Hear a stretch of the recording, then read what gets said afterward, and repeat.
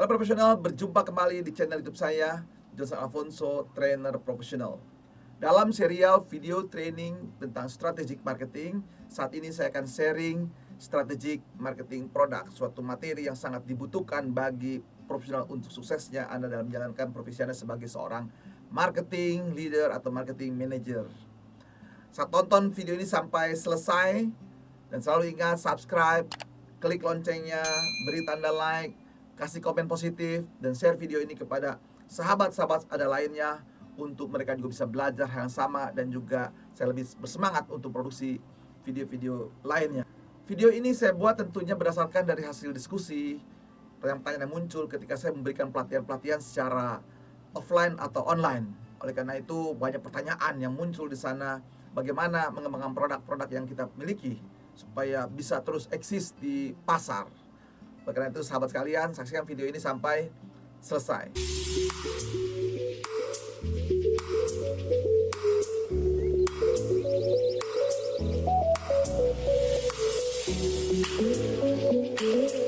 Strategi marketing produk harus dikuasai bagi setiap profesional.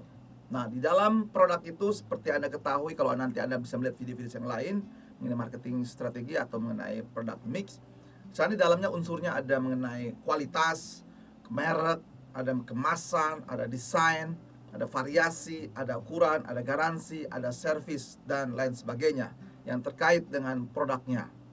Nah, ini benar-benar Anda harus menguasai, dan dari situlah yang nanti bisa kita kembangkan, kita develop produk-produk tersebut supaya bisa masuk kepada pasar, kemudian diterima oleh pasar, dan bisa terjadi repeat order dan menarik buat konsumen kita dan sesuai kebutuhan konsumen kita.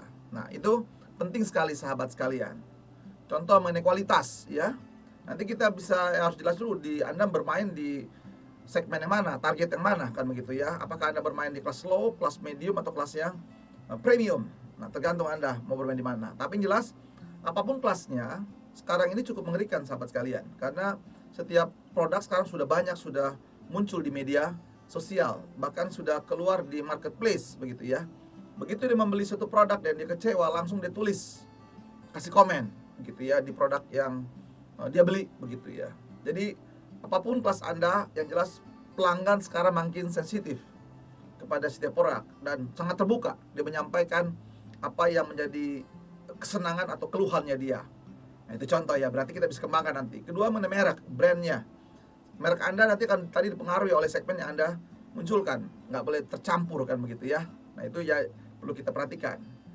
Bentuk kemasannya, tentu nanti kemasan itu harus disesuaikan. Nanti bisa kita kembangkan dari segi kemasannya, lalu desainnya seperti apa, lalu variasi produknya. Anda bisa kembangkan berbagai macam produk-produknya. Lalu ukuran-ukurannya, dari ukuran yang misalnya kalau minuman seperti Coca-Cola dan sebagainya begitu ya, biar kemasan dari yang can maupun yang botol atau yang besar dan sebagainya ya, itu bisa bervariasi kebutuhan dari customer. Lalu menyangkut garansinya, nah ini kan orang kan perlu rasa aman, jadi kualitas bisa dijaga dengan garansi. Lalu servisnya, after sale service seperti apa. Nah, ini menjadi tantangan dalam mengembangkan produk-produk milik Anda, yang harus Anda benar-benar kuasai sekali poin-poin pengembangan. Jadi poin-poin itu teman-teman, variabel yang bisa dikembangkan. Sahabat profesional, tentu tadi Anda sudah mengetahui berbagai variabel yang diperlukan dalam rangka mengembangkan strategi produknya. Nah, oleh karena itu perlu Anda terlebih dahulu tentunya jangan cepat-cepat Anda mendevelop produk baru begitu ya. Anda terlebih dahulu menganalisa. Nah, apa yang digunakan menggunakan analisanya? Yaitu setelah Anda melakukan BCG matrix analisisnya untuk melihat posisi produk Anda dibanding pesaing seperti apa, kan begitu ya. Nah, itu dilihat apakah posisi Anda nih, perbandingannya sederhana ya. Sahabat mesti ingat ya. Jadi ada market growth, ada market share-nya, berapa penguasaan pasar Anda. Nah, di situ bisa Anda ketahui ya posisi Anda ada di dog atau di question mark atau di star atau di cash cow ya, seperti itu teman sekalian ya. Nah, kalau terutama yang di dog tentu ya, yang Anda perlu develop. Tentu yang lain juga bisa kan begitu ya. Dog kan gitu ya. Nah, contoh di dog lah yang paling gampang gitu misalnya. Setelah Anda tahu di dog, maka Anda perlu lanjutan analisisnya, yaitu menggunakan SWOT analisis untuk mengetahui kenapa ada di dog produk Anda. Yaitu Anda menggunakan SWOT analisis, di situ kan dianalisis ke dalam dan keluar, yaitu strength, weakness, opportunity and threat-nya. Nah, Apa yang mesti dianalisis? Nah, yang itu yang dianalisis tadi ya, point by product, segi kualitasnya, brand image-nya, kemudian garansinya, menyangkut terkait dengan lain-lainnya, itu semua dianalisis dengan lengkap. Strength, weakness, opportunity, and threat-nya. Nah, dari situlah Anda ketemu kan, ada kekuatan, ada kelemahan, ada peluang-peluang, ada hambatan untuk produk-produk Anda. Nah, dari sini juga selain melakukan itu, maka teman-teman juga harus melihat situasinya apa nih. Produk Anda ini tahapannya apa? Tahapan sedang, tahapan baru introduction, baru pengenalan, atau tahapan pertumbuhan, atau tahapan sedang mengalami kedewasaan atau mature di sini, atau tahapannya sedang decline, turun. Nah, nanti di mana alat ukurnya? Tentu ukuran dari pertumbuhan tersebut sederhana ya, teman sekali, itu pendapatan, revenue, profit, kemudian dari segi waktu dibandingkan di tahapan introduction, tahapan growth, tahapan maturity, tahapan dari decline, penurunan. Nah, itu dasar kita. Juga tadi kan Anda bisa melihat juga ya dari hasil analisis, Anda letaknya di dog, question mark, atau di star, atau di cash cow. Nah, itu dasar dulu ya. Jadi kalau life cycle ini biasanya dibandingkan antara pendapatan atau revenue, profit atau revenue, lalu dibandingkan dengan time. Nah, jadi introduction, growth, maturity, and decline. Nah, dari sinilah Anda mulai menentukan berbagai strategi-strategi yang harus Anda lakukan. Jadi tahapannya apa aja mesti dilakukan di setiap tahapan tersebut. Nah, sekarang berarti Anda sudah tahu ya, berarti ada pertumbuhan siklusnya. Nah, sekarang apa yang mesti kita lakukan dalam strategi produknya, kan begitu ya. Nanti tetap kaitannya, jangan lupa ada 4P ya, produk, price, place, promosi. Nah, tentu kalau konteks produknya, ingat ya, waktu Anda mulai masuk ke pasar, maka Anda di sini ya pasti ya ingin segera mendapatkan ke target pasarnya. Berarti Anda mesti tahu dulu posisi yang mau Anda masuki pasar tersebut. Nah, ini tahapan namanya penetrasi. Berarti Anda harus siap yang namanya ya produk Anda, merek Anda, yaitu penetrasi ke pasar seperti apa strategi penetrasinya. Kemudian membangun jaringan distribusinya tersebut ya. Lalu membangun kesadaran merek melalui iklan-iklan Anda, kan begitu ya. Dan juga memperhatikan namanya kualitas produk.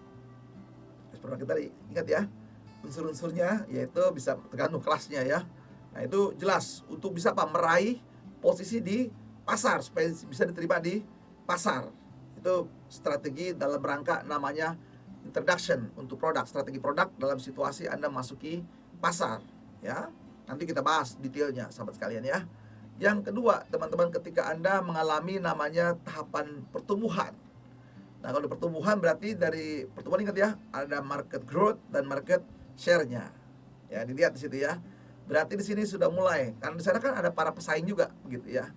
Nah, di sini berarti produk Anda benar-benar Anda mulai memperhatikan lagi, identifikasi semua variabel dari produk Anda ya.